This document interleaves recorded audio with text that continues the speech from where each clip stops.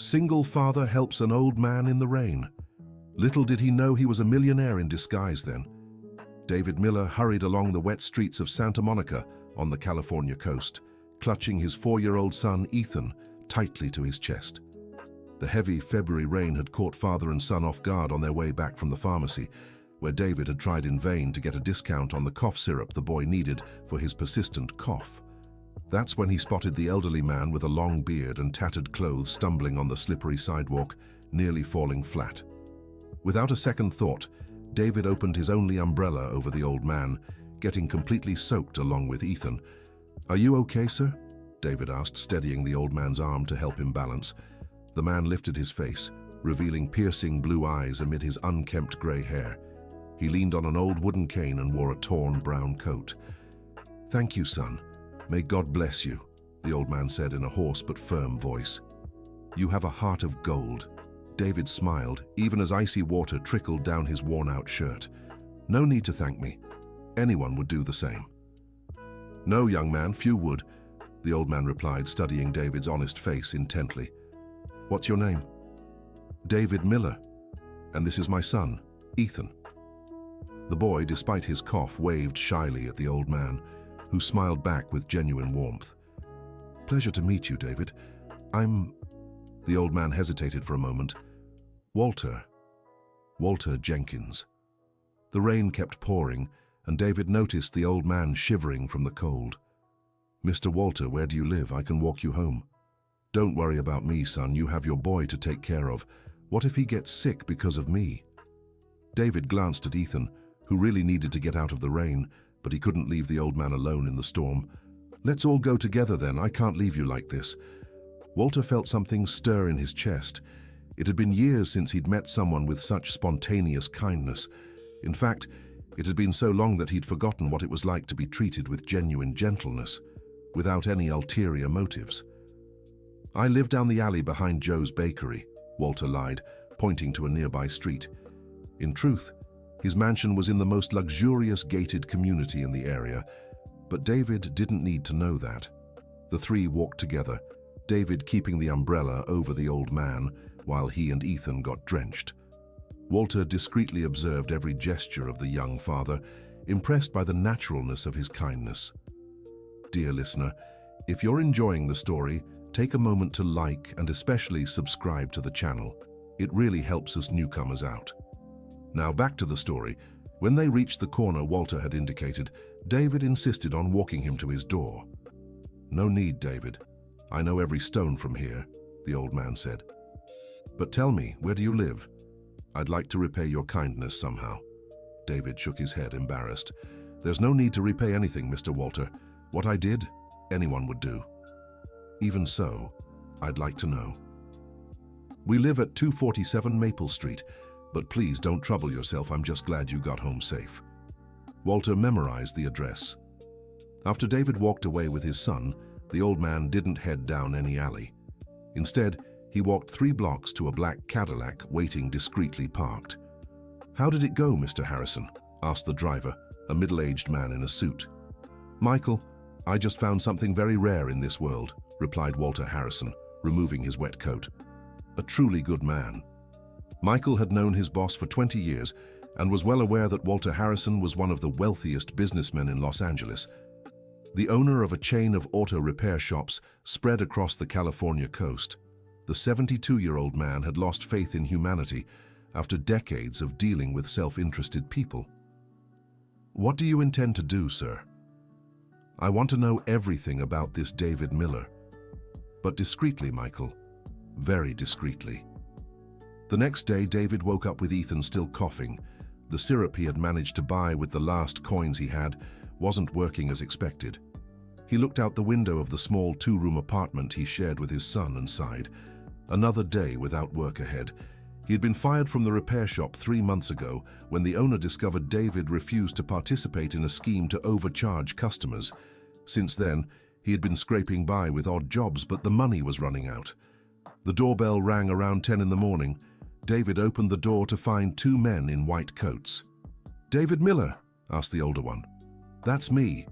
We're private physicians. We were sent to examine your son." David's eyes widened.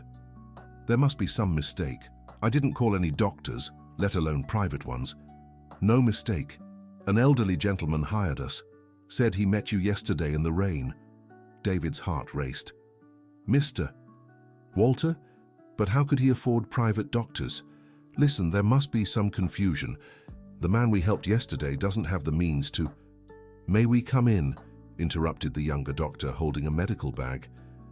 We have medication that could greatly help your son. David hesitated. On one hand, Ethan really needed medical attention. On the other, the whole thing seemed too strange. We won't charge you anything, added the older doctor. It's already been paid for. Reluctantly, David let them in. They examined Ethan carefully and confirmed he had a respiratory infection requiring stronger antibiotics. We'll leave the medication and instructions, said the doctor, handing over a bag full of expensive medicine. If there's any issue, here's our card. After the doctors left, David stared at the medication in disbelief. Those drugs would cost a fortune. How could a man living in an alleyway afford this? He spent the whole afternoon puzzled, but Ethan was already improving with the new medicine. His cough had lessened significantly, and his fever had gone down. Around 6 in the evening, David was preparing a simple pasta dinner when the doorbell rang again. This time it was an elegant woman holding a grocery bag. Good evening. Are you David Miller? Yes.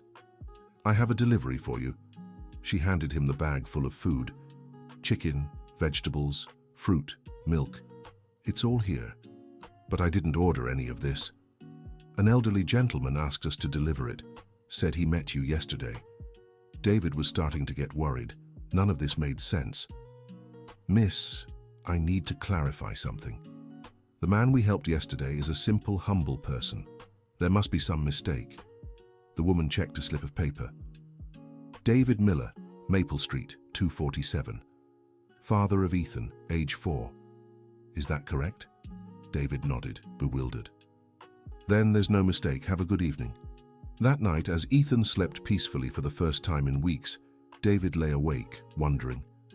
Who was this Walter Harrison really? And why was he doing all this? Across town, in his mansion office, Walter Harrison read the report Michael had gathered on David Miller. Single father, ex-wife who left him when she found out about the pregnancy, raising his son alone for 4 years. Fired for refusing to take part in corruption. History of honesty at work, well liked by neighbors, had never missed a rent payment until losing his job. He's exactly the type of person I've been looking for, Michael, murmured Walter. What do you plan to do now, sir? I want to get to know him better, but without revealing who I am yet. I need to be sure his kindness is genuine. And how do you plan to do that? Walter smiled for the first time in months. I'll create some situations to test his character. If he passes all the tests, perhaps I've found someone trustworthy. The next morning, David was returning from the corner store when he noticed unusual commotion on the street. A car had hit a pole, and the driver, a middle-aged man, seemed injured. David rushed to help, leaving his groceries on the sidewalk. The man had a cut on his forehead and appeared disoriented. Are you okay? Do you need to go to the hospital? I think I'm fine, said the man, who was actually Michael, following Walter's instructions. Just a bit dizzy. I'll call an ambulance. No need. Just some water and a moment to sit. David helped the man sit on the curb and went to fetch water from his house. When he returned, he found Michael looking at his groceries. Sorry, didn't mean to touch your things, said Michael. Just checking if nothing fell. David had bought only the basics: bread, milk, a banana for Ethan. Michael noticed there was nothing unnecessary there, confirming David was truly struggling. Do you live nearby? Asked David. No, just passing through. I work at a consulting firm. What field? Human resources. I help business owners find honest, competent employees. David smiled wryly. Must be tough these days. Why do you say that? Well, nowadays everyone just looks out for themselves, no matter how. I lost my last job because I refused to be part of a scam. Michael feigned interest. What kind of work did you do? Mechanic. Worked at a shop here in the neighborhood. The owner wanted me to charge for services not done and sell old parts as new. When I refused, he fired me. And you don't regret that decision? David glanced at his modest home, thinking of his son. Sometimes I doubt, I won't lie, especially when I see my son needing things I can't provide, but then I remember I want him to grow up proud of his father. Michael felt a pang in his chest. It was clear David was exactly what Walter sought. You're right. Integrity is priceless. After Michael left, pretending to feel better, David returned home pensive. Something about that encounter unsettled him, though he couldn't explain what. Dear listener, if you're enjoying the story, don't forget to like and especially subscribe to the channel. It helps us newcomers a lot. Now, continuing. 3 days later, David was playing with Ethan at the small neighborhood park when he spotted Mr. Walter sitting alone on a bench, staring blankly with a melancholy air. Mr. Walter, David approached with his son. How are you? The elderly man looked up and smiled at them. David, my boy, and how's little Ethan doing? Much better, thanks to you, but I need to talk about that. We'll talk later, Walter interrupted, waving at Ethan. Right now, I want to hear about this young man. Ethan, a sociable child, approached the old man without fear. Grandpa, you smell like medicine, just like my grandpa did. David flushed with embarrassment. Ethan, that's not how we talk to people. But Walter was moved. That childlike innocence reminded him of his own grandson, whom he had lost contact with years ago when his only daughter decided to cut ties with him after an argument over inheritance. It's okay, David. Children tell the truth. Walter gently stroked Ethan's curly hair. Did you have a grandpa, little one? I did, but he went to heaven when I was a baby. Daddy says he's watching over us from up there. Tears welled up in Walter's eyes. He needed a few seconds to compose himself. I'm sure he's very proud of both of you. David sat beside the elderly man, sensing his emotion. Do you have family, Mr. Walter? I did. My wife passed away 10 years ago. My daughter... Well, we haven't spoken in a long time. I'm so sorry. Life sometimes plays tricks on us, David. Sometimes we value the wrong things and lose what truly matters.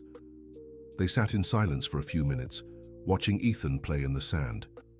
Mr. Walter, I need to talk about the doctors and the food you sent. I can't accept all of this. Why not? Because I can't repay you, and you seem like a simple man, just like me. I don't want you to suffer on our account. Walter was touched by David's genuine concern. What if I told you helping you does me good? It's been a long time since I've met people who make me believe there's still kindness in the world. Even so. David, accept my help like I accepted your protection in the rain. Sometimes God puts people in our path for a reason. That afternoon, the three of them spent hours talking. Walter shared made-up stories about his youth, while David spoke about the challenges of raising a child alone. Ethan played between them, creating a family atmosphere Walter hadn't felt in years. As dusk fell and they prepared to leave, an elegant woman in her 40s approached the square. David recognized her immediately. It was Jennifer, his ex-wife. David? She said, surprised. What are you doing here? David's stomach twisted. Jennifer had abandoned him and Ethan when the boy was 6 months old, saying she wasn't ready to be a mother. Since then, she'd given no sign of life. Jennifer. David stood up, instinctively pulling Ethan close. What do you want? That's my son, she said, ignoring the question and reaching for Ethan. The boy hid behind his father's legs, not recognizing the woman. Jennifer, you can't just show up after 4 years and... Yes, I can. I'm his mother, she interrupted, noticing Walter's presence. Who is this man? A friend, David replied curtly. Walter watched silently, sensing the tension in the air. David, I need to talk to you. In private, said Jennifer. Anything you have to say can be said in front of Mr. Walter. It's about family matters. Mr. Walter is like family to us, David said, surprising the old man. Jennifer looked Walter up and down, noting his simple clothes. I heard you're getting expensive medical help for the boy. Where's that money coming from, David? That's none of your business. It is. If you're mixed up in something shady, I won't let my son live in that environment. David felt anger rising. Your son? Where were you when he had pneumonia his first winter? Where were you when he took his first steps, said his first word? I was going through a hard time. And now that someone's helping us, you show up. Walter decided to step in. Young lady, I don't know what's between you two, but I can see David is an exceptional father. That boy is happy and well cared for. Jennifer looked at the old man with disdain. You don't know the whole story. I know enough. I saw David take off his own raincoat to help me in the storm, even though he had a sick child in his arms. That tells me everything about his character. David, I want shared custody of Ethan, Jennifer announced coldly. What? David nearly shouted. You can't be serious. I'm very serious. I'm taking this to court. By what right? By the right of being his mother, and I'll argue that you don't have the financial means to support him properly. Walter saw the desperation in David's eyes and wanted to reveal right then and there who he really was, ensuring Jennifer would never bother that family again. But he knew it could complicate things. Jennifer, you abandoned your son, David said, his voice shaking with emotion. You can't just come back and demand shared custody. I can, and I will, especially if I find out you're getting money from questionable sources. She gave Walter a meaningful look before walking away. You'll be hearing from my lawyer soon. After she left, David sank heavily onto the bench, holding Ethan, who had started crying. Daddy, why was that lady mad? Don't worry, son. Daddy will fix everything.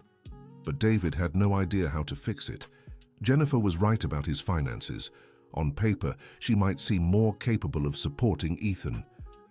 David, Walter said softly, everything will be fine. How can you be sure? She's right. I don't have money, I don't have a steady job. Any judge will see she can offer more. Money isn't everything, my boy. Love and dedication are worth far more. Try explaining that to a judge. Walter placed a hand on David's shoulder. Trust me, I'll help you with this too. Mr. Walter, I can't keep accepting your help without knowing where the money comes from. It's not right. The older man sighed. The time had come to reveal at least part of the truth. David, what if I told you I'm not exactly who you think I am? What do you mean?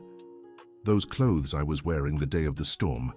Well, let's just say I prefer dressing simply when I'm out alone, but I have the means to help you both. David stared at him, trying to understand. Are you saying you have money? I'm saying I can guarantee Jennifer won't take Ethan from you. But how? David, do you trust me? The young father looked into the older man's blue eyes and saw only sincerity there. I do. Then let me handle this. You just keep being the wonderful father you already are. That night, after David and Ethan went home, Walter called his private attorney. Mr. Richard, I need your services again. Of course, Mr. Harrison. How can I assist you? A woman is trying to take custody of a child from his father. I want you to represent the father and make sure she doesn't succeed. I'll need the case details. You'll have them. David Miller, 247 Maple Street. The boy's name is Ethan. The mother abandoned them both 4 years ago and now wants back in. Understood. But Mr. Harrison, may I ask your interest in this case? Walter looked out his office window, thinking of the afternoon he'd spent with David and Ethan. Let's just say I found a family worth protecting. The next day, David was trying to fix the clogged kitchen sink when someone knocked on the door. A man in a suit around 50 stood there. David Miller? Yes. I'm Richard Goldstein, your attorney. I've been hired to represent you in a custody matter. David's eyes widened. Hired by who? By a friend who prefers to remain anonymous for now. May I come in? Reluctantly, David let the lawyer inside. Ethan was playing on the living room floor with some old toy cars. Mr. Miller, I've been informed that the child's mother intends to file for joint custody. That's true, but I don't have money to pay for a lawyer. Don't worry about that. Your fees are already covered. I just need you to tell me the whole story from the beginning." David recounted his relationship with Jennifer, her abandonment, the 4 years raising Ethan alone, and her sudden reappearance. "Does she have a steady job?" the lawyer asked. "She works at a clothing store in the mall, makes good money. And you?" "I've been unemployed for 3 months. I worked as a mechanic. Why were you let go?" David hesitated but decided to be honest. "Because I refused to take part in a scheme to cheat customers," the lawyer smiled. "That's very good for your case, shows integrity. But what about finances? She can offer more stability." "Mr. Miller, child custody isn't decided by money alone. We'll show the judge who the real father is here." That afternoon, David met Walter in the square, as had become their routine. "Mr. Jenkins, was it you who hired the lawyer?" "Maybe," the old man smiled mysteriously. "But why? What have I done to deserve so much help?" "David, you restored my faith in humanity. That's priceless." "I don't understand." Walter took a deep breath. It was time to reveal more of the truth. "You know, David, when you get older, it gets harder to trust people. Everyone wants something from you, money, favors, status. But you don't have... How can you be so sure?" David paused to think. In truth, he'd never questioned Walter's financial situation. The old man always avoided talking about work or money. "Mr. Jenkins, who are you really?" Before the old man could answer, Ethan came running. "Grandpa Walter, Daddy said you're going to help me not go away with that bad lady." Walter lifted the boy into his arms, moved by the spontaneous affection. "That's right, little one. No one's going to take you away from your dad. Why does she want to take me? I don't like her." "Sometimes people do things we don't understand, Ethan, but what matters is you have a father who loves you very much. And I have you too, Grandpa. Do you love me too?" The innocent question struck Walter deeply. It had been so long since someone asked him about love so sincerely. "I do, my boy. More than you know." David watched the scene with emotion. It was obvious there was a special bond between Walter and Ethan.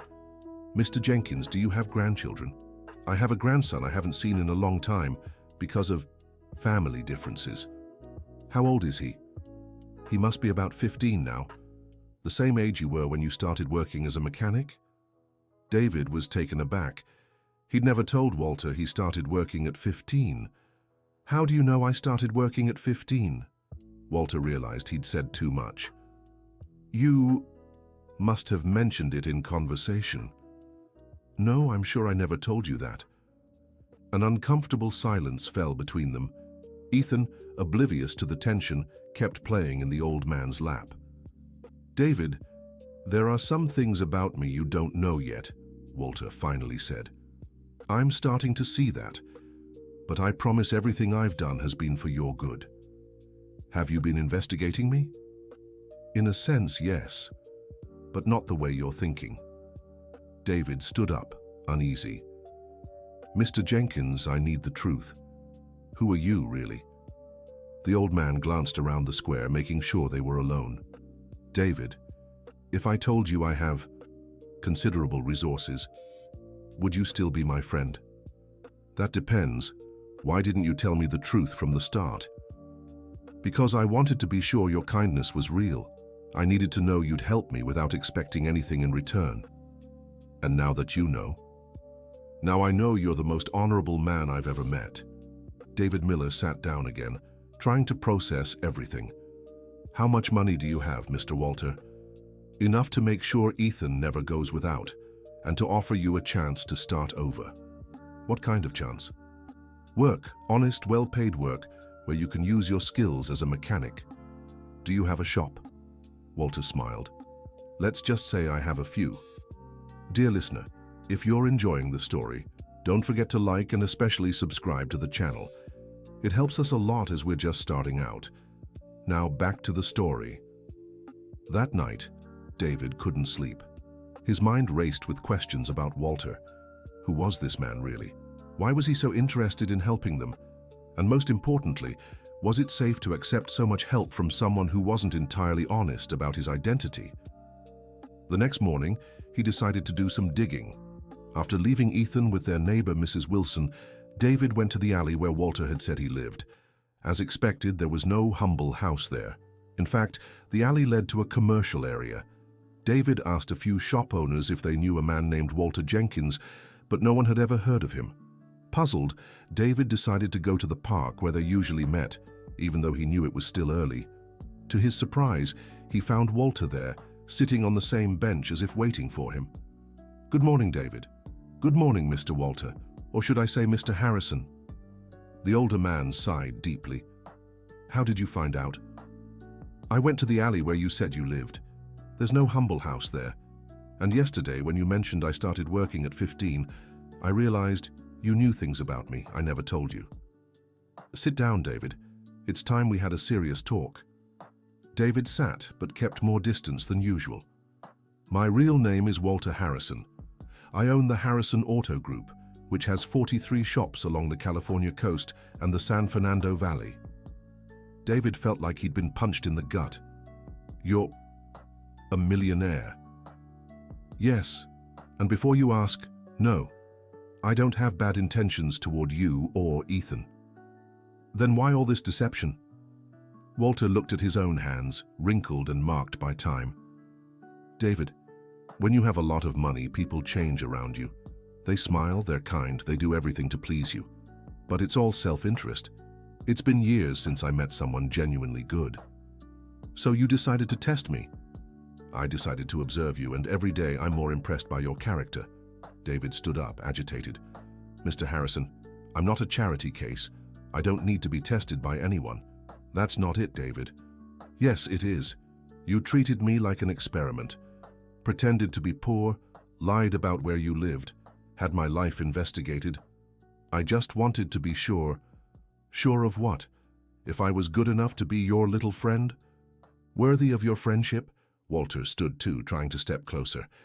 "David, please, let me explain." No." David took a step back. "You deceived me. You deceived my son. Ethan grew fond of you, thinking you were just like us. But I am the same person you both knew." "No, you're not. The person we knew didn't exist. He was just a character you created to study us." Tears welled in Walter's eyes. "David, I understand your anger, but you have to believe my intentions were always good. Good intentions built on lies. I was protecting you, and myself. Protecting us from what? From people like your ex-wife, who show up when they know money's involved." David paused. There was something in Walter's voice that made him reconsider. "What do you mean?" "Jennifer didn't show up by chance, David. Someone told her about the expensive doctors, the medicine, the food. She smelled money and came after it." "How do you know that?" "Because I had her investigated too. She found out 2 weeks ago that you were receiving expensive medical help through a gossipy neighbor. She came to see if she could get something out of it." David felt his stomach twist. That was exactly the kind of thing Jennifer would do. So she doesn't really want Ethan. She wants money. She wants both.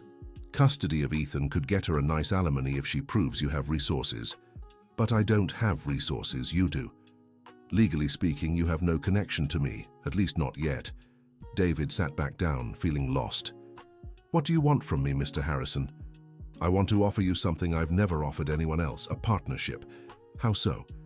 "I want you to be my right-hand man in the company, someone I can trust completely, someone who can help me tell honest employees from opportunists. And in return, an excellent salary, full health coverage for you and Ethan, a house of your own, and a guaranteed future for your son."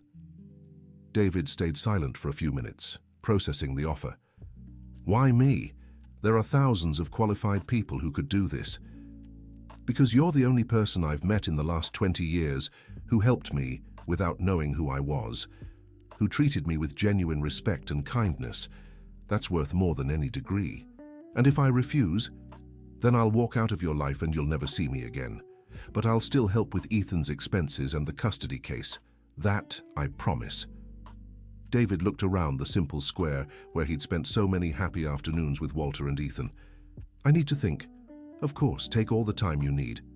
And you promise not to lie to me anymore?" "I promise. Only the truth from now on." "Then tell me, why are you really doing this? What's the real reason?" Walter took a deep breath. It was the question he'd been avoiding. Because you and Ethan reminded me of what I lost when I chose money over family. My daughter got married 15 years ago and asked me to help her husband start his own business. I refused, said he had to prove himself on his own. They moved to another state and cut ties with me. And your grandson. He was born 2 years later. I only saw him in photos my daughter sent sporadically, until 5 years ago, when she stopped sending even those. Did you try to find them? I did. But pride, damn pride, stopped me from going after them. I always thought they should be the ones to apologize. And now I realize I'm the one who should apologize. But it might be too late. David felt sorry for the old man. Underneath all that wealth was a lonely, regretful man. It's never too late to admit mistakes, Mr. Harrison. Maybe. But in the meantime, I want to do something good with the time I have left. And helping you makes me feel useful again. So you're not helping us to buy us then? No, David. I'm helping because you gave me back something I thought I'd lost forever. What? The ability to love without expecting anything in return. At that moment, David understood that Walter Harrison wasn't just a rich, lonely businessman. He was a broken man inside, trying to find purpose in his life. Mr. Harrison, can I ask you something personal? Of course. If you could go back in time, would you do things differently with your daughter? Without a doubt, I'd give everything I have to have her back in my life. Then why not try now? Because I don't even know where they are. And even if I did, why would they believe I've changed after all this time? David smiled for the first time since discovering the truth. Because you've changed, Mr. Harrison. The man who helped me in the rain and grew fond of Ethan is different from the one who lost his family out of pride. How can you be so sure? Because a proud man wouldn't dress as a poor person to test others' character. He wouldn't risk being humiliated or mistreated by a stranger. Walter thought about that. David was right. The man he was 15 years ago would never have done what he'd done these past few weeks. David, do you accept my offer? I do, but on one condition. What is it? You'll help me look for your daughter, and when we find her, you'll call and apologize. Walter hesitated. The idea terrified him. What if she doesn't forgive me? Then at least you'll know you tried, and you won't spend the rest of your life wondering, what if? The older man extended his hand. We have a deal. David shook it, sealing not just a work contract but a true friendship. We do. But first, we need to handle Jennifer's situation. It's already being handled. My lawyer found out she's 3 months behind on rent and is about to be evicted. She's desperate for money. How do you know that? Because I paid those 3 months for her and told her it was you who paid. David's eyes widened. Why? So she keeps believing you have mysterious money.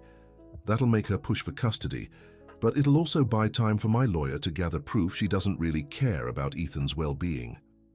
What kind of proof? She hasn't once asked about the boy's health. Didn't care if he was okay or needed anything. Only talked about money and custody. That's true. Plus, she's trying to find out who your source of income is to blackmail them directly. What do you mean? She hired a private investigator to look into you. Wants to find out who's helping you to demand money straight from them. David felt sick. She really just wants money. Unfortunately, yes, but that's good for our case. The judge will see her intentions clearly. How long will this take? A few weeks. Meanwhile, you'll start working with me, officially as general manager of the main branch. Mr. Harrison, I don't have experience to be a manager. You have something better than experience, honesty, and the ability to read people. The rest you'll learn. That afternoon, David returned home with his mind full of thoughts. He'd tell Ethan about the coming changes, but simply so the boy could understand. Ethan, Daddy got a new job. Cool. Where will you work? At a garage, and we'll make enough money to buy a bigger house with a yard for you to play in. Yay. And Grandpa Walter will still be our friend? David smiled. Yes, son. In fact, he'll be even more our friend. Why? Because we found out he's a very special person, and special people deserve our love and respect. I already knew he was special, Dad. He smells like my grandpa from heaven and tells stories just like him. David hugged his son, moved by the purity of those words. The next day, David began his new life as an employee of Harrison Auto Group. Walter introduced him to the others as the new general manager, but didn't yet reveal his true identity.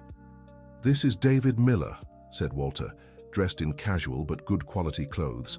"He'll oversee all branch operations and report directly to the company owner." The employees looked at David with curiosity.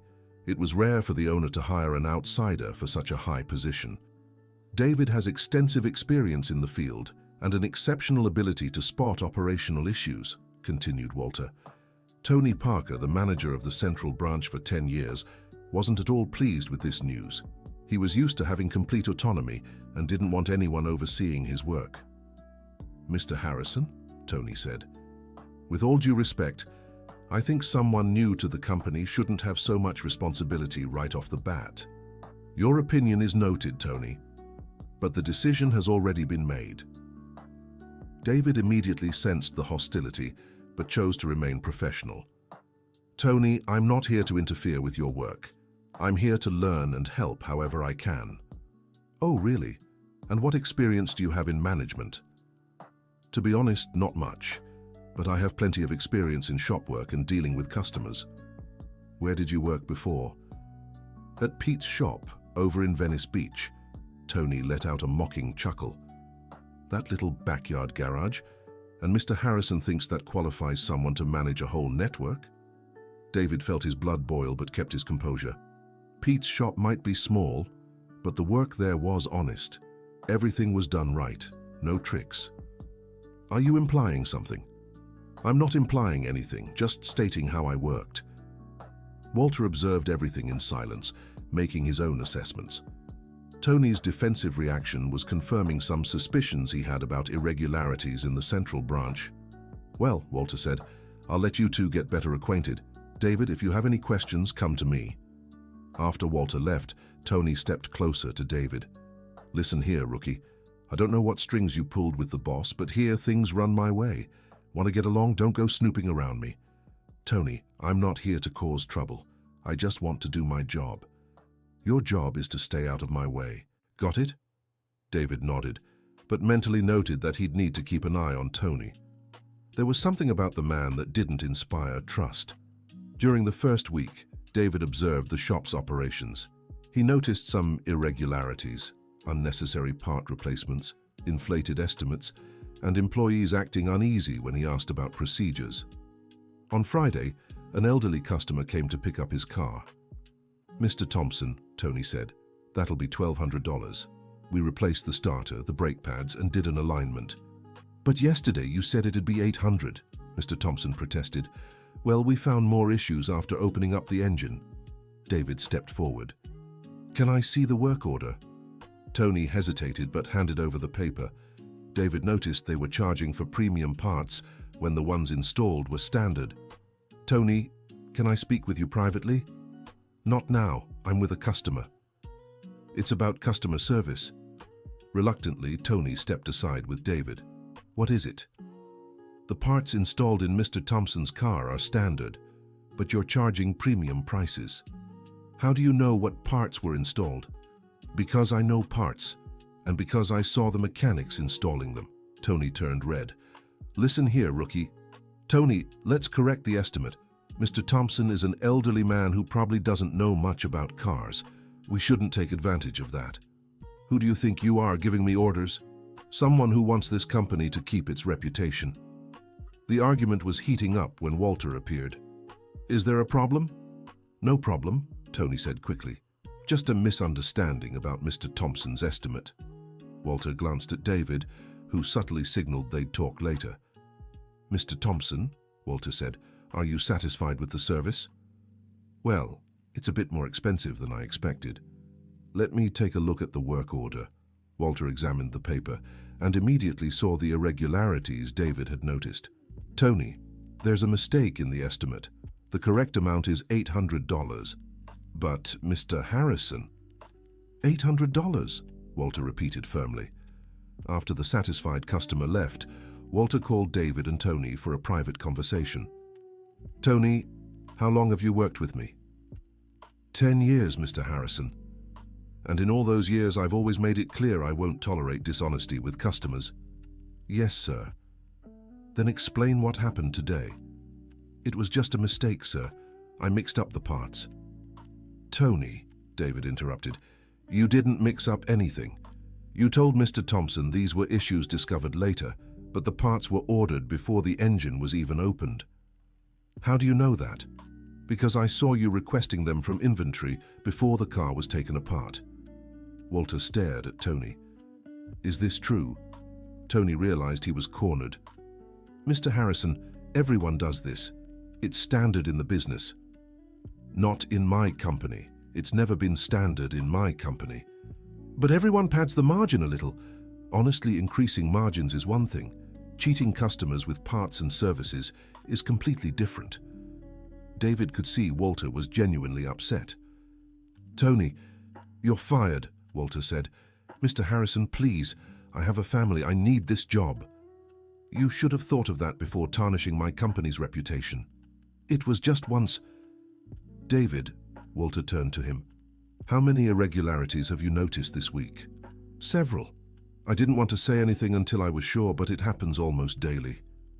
Tony left the room in despair, knowing he had no defense. David, Walter said when they were alone, you've saved me from a much bigger problem. If this has been going on for a while, how many customers have been cheated? Probably many. From what the mechanics say, it's been routine for years. Why didn't the mechanics tell me?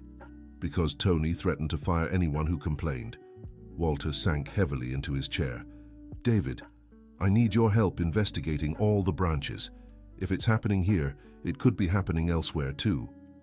Of course, but it'll be tricky to uncover everything without raising suspicions. That's why I need you to visit each branch as an unannounced inspector. No warning. Over the next 2 weeks, David visited 15 of Harrison Auto Group's 43 locations.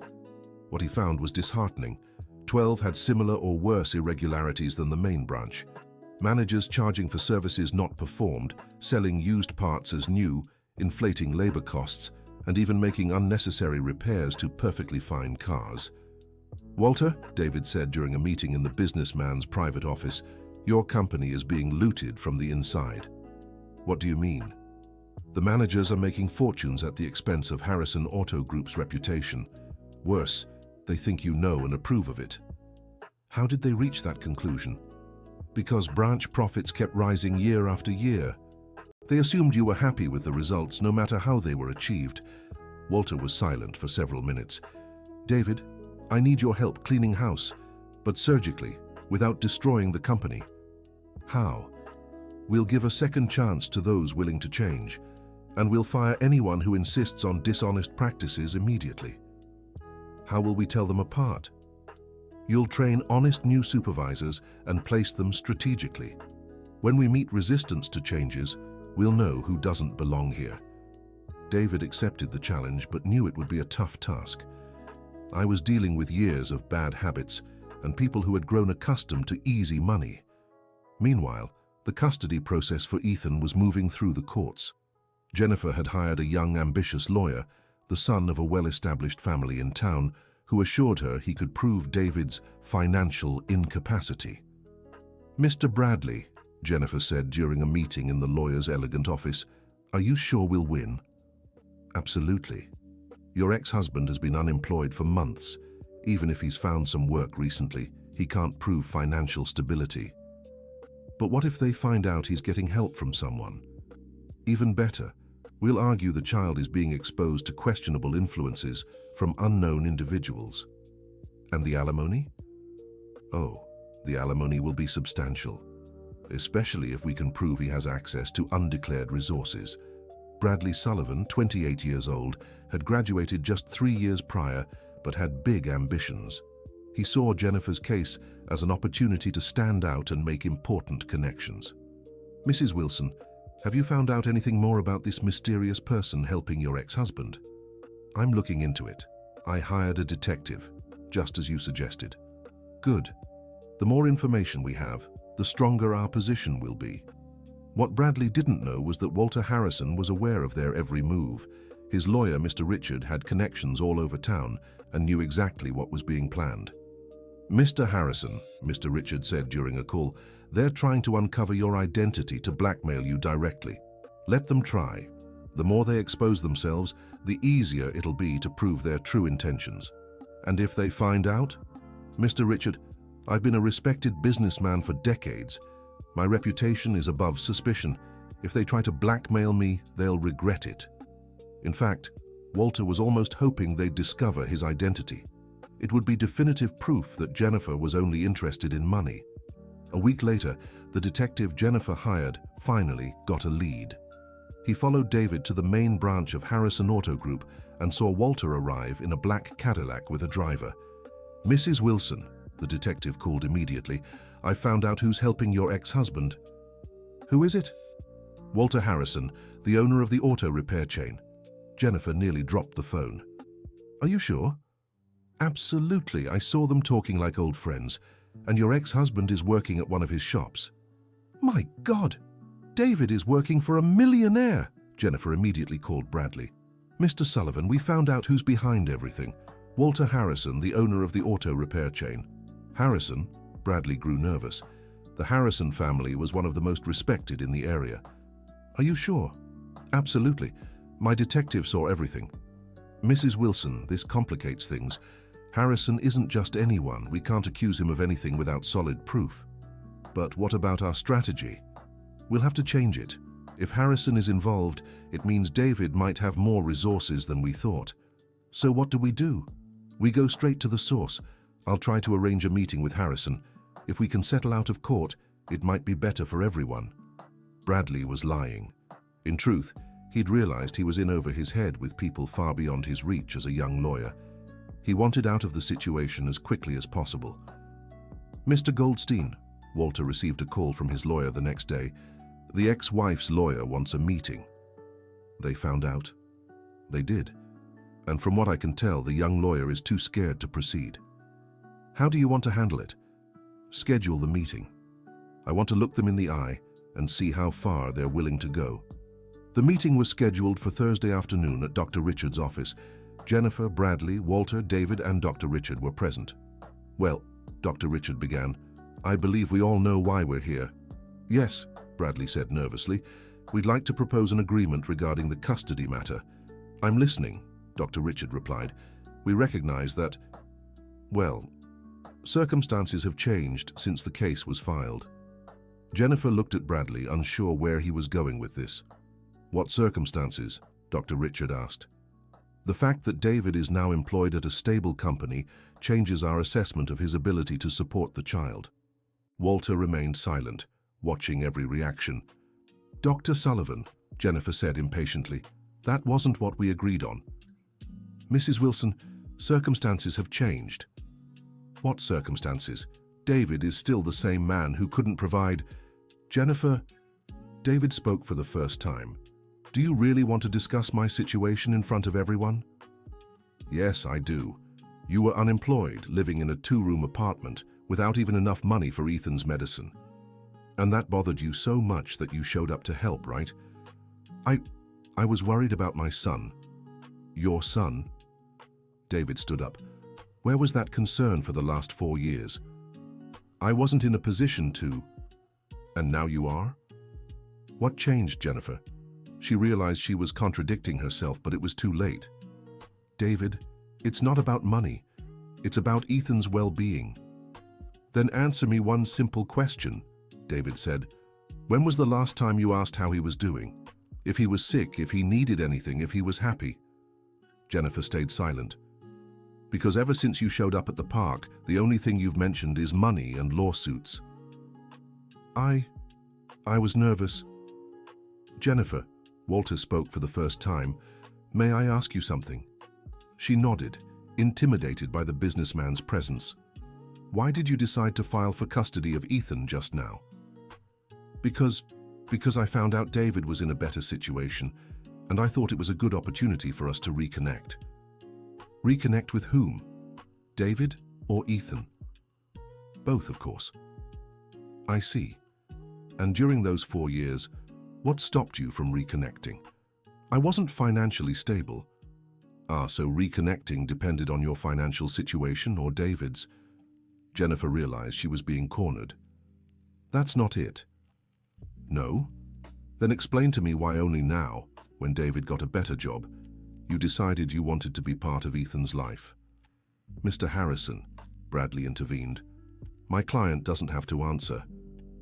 Of course she doesn't, Walter said calmly, but it would be interesting to hear the answer. Jennifer, David said softly, please be honest. Why did you come back? She looked around the room, realizing everyone was waiting for an answer she didn't know how to give without digging herself deeper. I heard you were getting expensive medical help, and I thought maybe it was a chance to build a better life for all of us. All of us? David repeated. You, me, and Ethan? Yes. Maybe. If we gave it another chance. David shook his head. Jennifer, you don't want Ethan back. You want guaranteed child support from someone you think has money. That's not true. Then answer me. What do you know about Ethan today? What's his favorite food? What does he like to play with? What's his biggest fear? Jennifer stayed silent. He loves mac and cheese, plays with toy cars all day, and is afraid of thunder. Those are basic things any mother would know.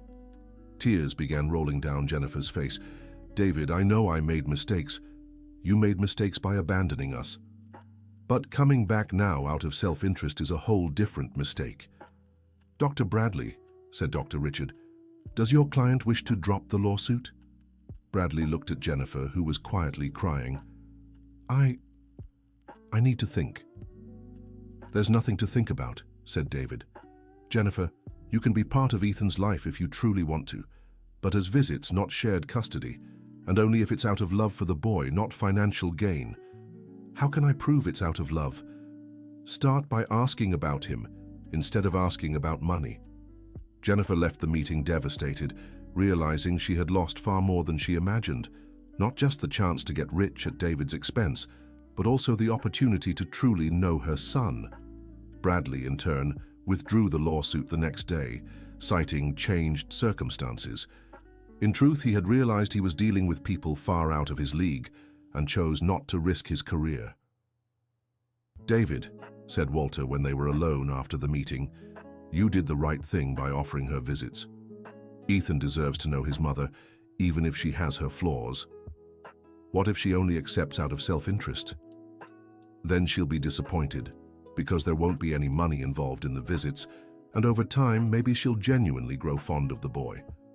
You're very optimistic about people. You taught me that. If you can change, anyone can. Walter smiled. David was right. If a proud and lonely man like him could learn to love again, maybe there was hope for Jennifer too. David, I have some news for you. Good or bad? Excellent. I found my daughter. David's eyes widened. How? Where? I hired a detective agency. She lives in San Diego, married with 2 kids. My oldest grandson is 15, and he has a little sister who's 8. Are you going to reach out? I am, but I'm terrified. Why? What if she doesn't want to talk to me? What if it's too late to fix things? Mr. Walter, remember what you told me about taking risks when it's worth it? I do. Your family is worth it. You're right, I'll call tonight. But Walter couldn't bring himself to call that night, or the next. Each passing day, he found a new excuse to delay the call. Walter, said David on Friday, if you don't call, I'll call myself and tell them I found a lonely old man who's dying to see his daughter.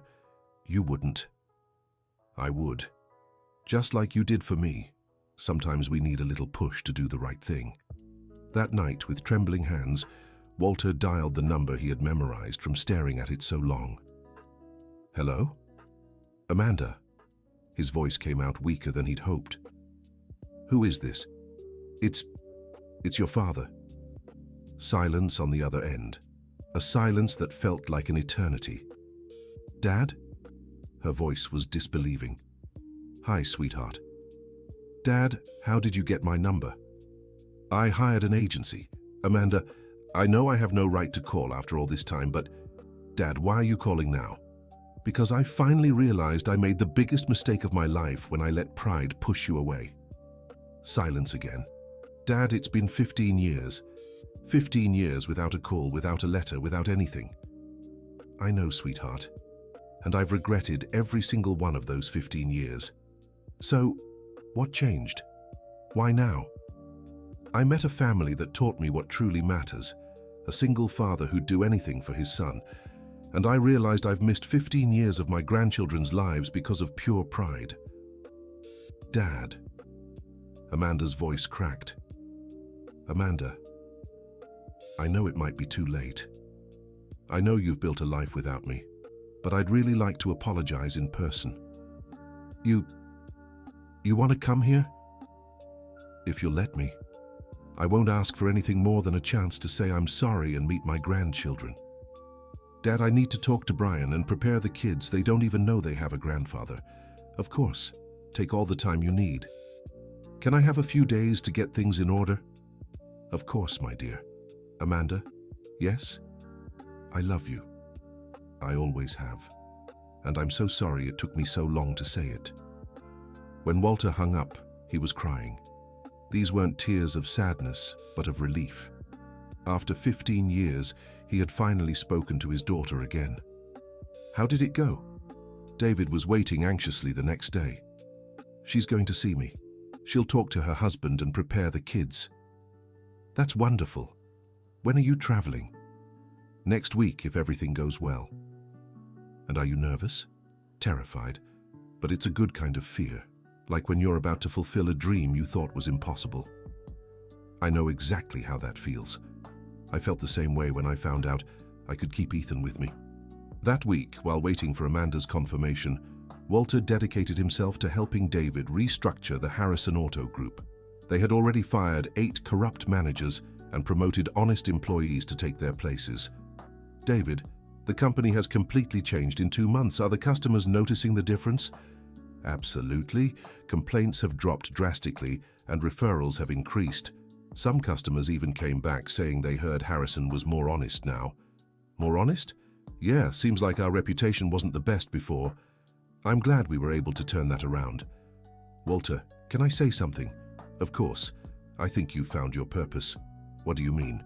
You were lost not knowing what to do with all that money. Now you have a stable business, a family to reconnect with, and you're helping other families like mine. You're right. For the first time in years, I feel like my life has meaning. On Wednesday, Amanda called. Dad, you can come this weekend. The kids are curious to meet their grandfather. How did they react? Jason, my oldest, was suspicious. He asked why you disappeared all these years. Emma, the youngest, just wants to know if you're bringing a present. Walter laughed. And what did you say? That people sometimes make mistakes, but that you're sorry and want to make things right. And Brian, he's willing to give you a chance, especially after I explained how you've changed. Amanda, can I bring someone with me? What do you mean? A friend of mine and his son. This family helped me understand what I was missing. Of course, Dad, I want to meet the people who brought my father back to me. On Saturday morning, Walter, David, and Ethan got in the car and headed to San Diego. Walter was visibly nervous the whole trip. Grandpa Walter, said Ethan, who had insisted on coming, don't be nervous. Your daughter is going to like you a lot. How can you be so sure, little one? Because you're the coolest grandpa in the world. If she doesn't like you, then she's the silly one. David and Walter laughed at the child's logic. Really, Walter, David said, it's going to be fine. From what you told me about the conversation, she's already forgiven you. I hope so.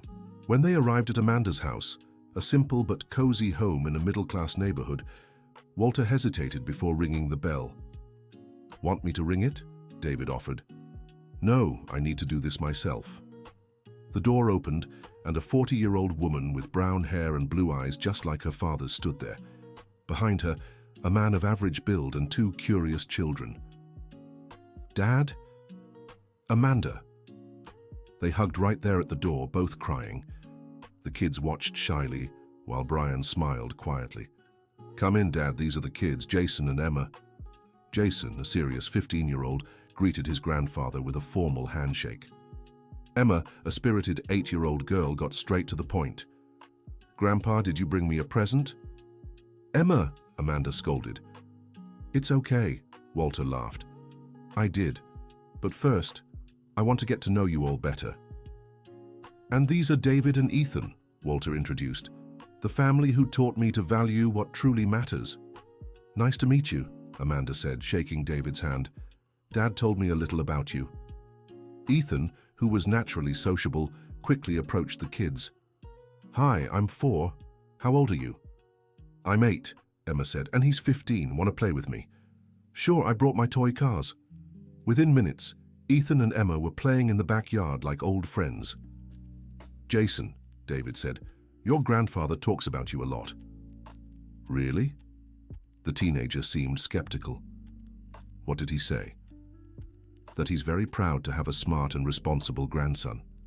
"How can he be proud if he's never even seen me?" David noticed the boy was hurt. "Jason, your grandfather made mistakes. He admits that himself, but it doesn't mean he didn't think about you every day. If he did, why didn't he ever come? Because sometimes adults are too proud to admit they're wrong. Your grandfather spent 15 years wanting to come but was afraid he wouldn't be welcome. So what changed?" David glanced at Walter, who was talking emotionally with Amanda in the living room. He met a 4-year-old boy who reminded him what really matters in life. "Ethan, yes, your grandfather saw the love between me and my son and realized he'd wasted the same love he could have had with you." Jason grew thoughtful. "What if he leaves again?" "He won't." "Know how I can tell?" "How?" "Because he sold half his business to spend more time with family." "Really?" "Really. He offered me a partnership because he wants to semi-retire and focus on being a grandpa."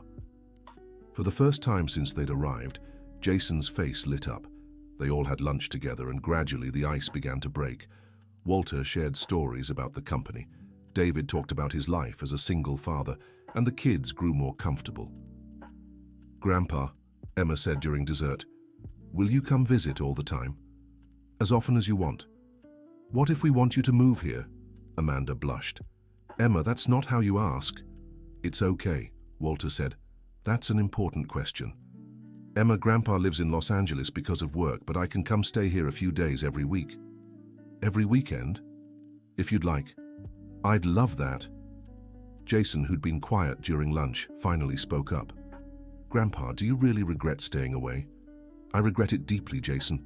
It was the biggest mistake of my life." "Then why didn't you reach out sooner?" Walter took a deep breath. "Because I was afraid you wouldn't forgive me. And the longer I waited, the harder it got to admit I was wrong." "But you finally did." "Your mother forgave me. What about you? Can you forgive a grandfather who took 15 years to be brave?" Jason looked at his sister, then at his parents, and finally at his grandfather. "I guess so, but on one condition." "What?" "That you never leave without saying goodbye again. I promise." That afternoon, while the kids played, the adults talked about the future. Walter shared his plans for the company, his bond with David and Ethan, and his hope to spend more time with family. "Dad," Amanda said, "you've really changed." "How so?" "The father I knew 15 years ago only talked about work and money. Today you spent the whole afternoon talking about people and feelings. David taught me that people matter more than business. And it took you 30 years to learn that?" "It's never too late, sweetheart." Brian, who'd been quiet all day, finally spoke up. "Mr. Harrison, may I ask you something personal?" "Of course. Why did you decide to help David and his son?" "Because they showed me what a real family looks like. David would do anything for Ethan, and that made me realize I'd missed my chance to do the same for Amanda." "And now?" "Now I want to make up for lost time, and I want Jason and Emma to have the grandfather they deserve." "Dad," Amanda said, "I have something to confess." "Go ahead, sweetheart." "All these years I kept hoping you'd call, even when I was angriest. Part of me always waited for you to come back." Walter was moved. "Really?" "Really, and the kids always asked about the grandfather they'd never met." "What did you tell them?" "That you were a good man who'd lost his way. and that maybe one day you'd find your way back to us. And I did, thanks to David and Ethan. When it was time to return to Los Angeles, Jason asked, "Grandpa, when are you coming back?" "Next weekend, if you'd like." "We would," Emma and Jason said together. "And next time," Emma added, "can you bring Ethan again? He's really cool." Of course, Ethan liked you both a lot too. During the drive back, Walter was beaming. "David, I don't know how to thank you for what you've done for me. I didn't do anything. I just helped you find the courage that was already inside you. If you hadn't given me that ultimatum, I never would have called Amanda. If I hadn't met you in the rain, I'd never have learned that good people still exist." "Ethan," Walter turned to the boy who was asleep in the back seat. "Did he like the kids?" "He loved them. He wouldn't stop talking about Jason and Emma the whole way back." "You know what that means?"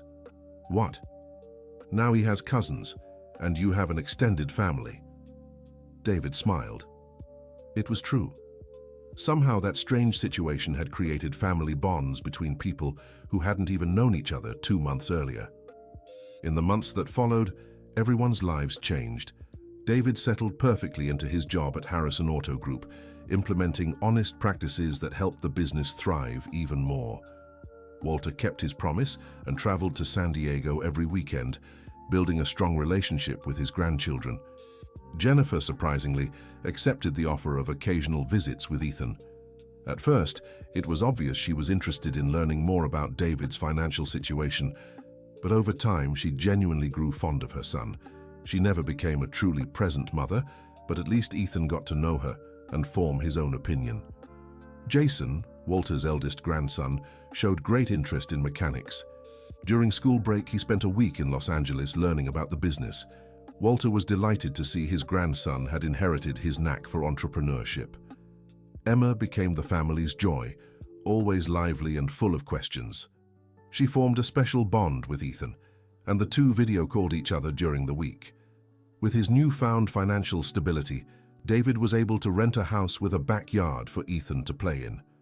Nothing luxurious, but comfortable and cozy. Walter offered to help buy a house, but David preferred to earn things through his own work. "David," Walter said one Sunday afternoon as they watched Ethan play in the yard, "you never asked me about my will or inheritance, because it's not my concern. But it should be. Ethan is like a grandson to me. Walter, if anything happens to you, I want your fortune to go to Jason and Emma. They're your blood grandchildren. And what if I want to include Ethan too? Then that's your decision. But don't do it out of obligation, only if you truly want to. David, you know me well enough to know I wouldn't do anything out of obligation. Then do what you think is best. Just don't tell me anything. I want Ethan to grow up without thinking about inheritance. Deal." 6 months after that first rainy encounter, the three families gathered to celebrate Ethan's 5th birthday. Walter rented a modest party hall, nothing extravagant, but enough to host all the child's friends. "Daddy," Ethan said during the party, "will Grandpa Walter always be our grandpa?" "Always, my son." "And will Jason and Emma always be my cousins?" "Always." "And will we always live close to Grandpa?" "As long as we can." "That's great, because I love our family." David looked around the hall. Walter was chatting animatedly with Amanda and Brian, who had made sure to come to Los Angeles for the party. Jason was helping serve the cake, showing the responsibility he develops when he feels important.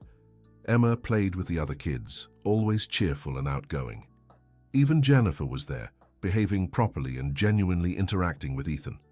She had brought a simple but thoughtfully chosen gift. "Uncle David," Jason approached him, "can I ask you something?" "Of course." "Do you regret helping my grandpa in the rain?" "Why do you ask?" "Because your life changed completely. Sometimes I wonder if you'd rather have things the way they were before." David thought about the question. His life had indeed changed drastically. He had a better job, financial stability, an extended family, bigger responsibilities. But he also had something he didn't before, the certainty that he was on the right path. "Jason, Before I met your grandpa, I was just surviving. I worked, took care of Ethan, and that was it. Now I'm really living. How so? Now I know I can make a difference in people's lives, that my work means something, that Ethan will grow up seeing it's worth being honest. And Grandpa, do you think he really changed? Completely. Your grandpa was a lost man when I met him. Today he's a man who found his purpose. What's his purpose? To be a good grandpa to you all, and to use his money to help other families like he helped ours. How? David told Jason about the project they were developing, a job training program for unemployed single parents. The idea was to teach basic auto mechanics and guarantee jobs for those who completed the course. We're opening the first school next week, in the same neighborhood where your grandpa and I met. Did a lot of people sign up? Over 200. We'll start with classes of 20 students. That's so cool. Can I help during my break? Of course, your grandpa would love working with you. As the party was winding down and everyone prepared to leave, Walter asked for everyone's attention. I'd like to say a few words, he said, a little emotional. 6 months ago, I was a rich man, but completely alone.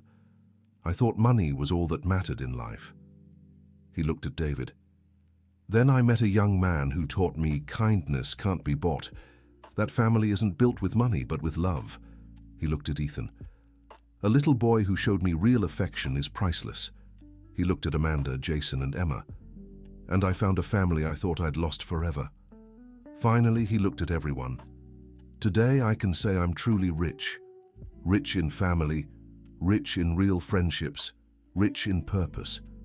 And it all started on a rainy day, when I decided to test if good people still existed in the world. He paused, moved. David, you didn't just pass the test. You taught me that I was the one who needed testing. Thank you for giving me back my humanity. Everyone applauded. Many moved to tears. And now, Walter continued, we'll start a new family tradition. Every year on Ethan's birthday, we gather to celebrate not just another year of his life, but also the day our families found each other. Yay! Shouted Emma. We get a party every year.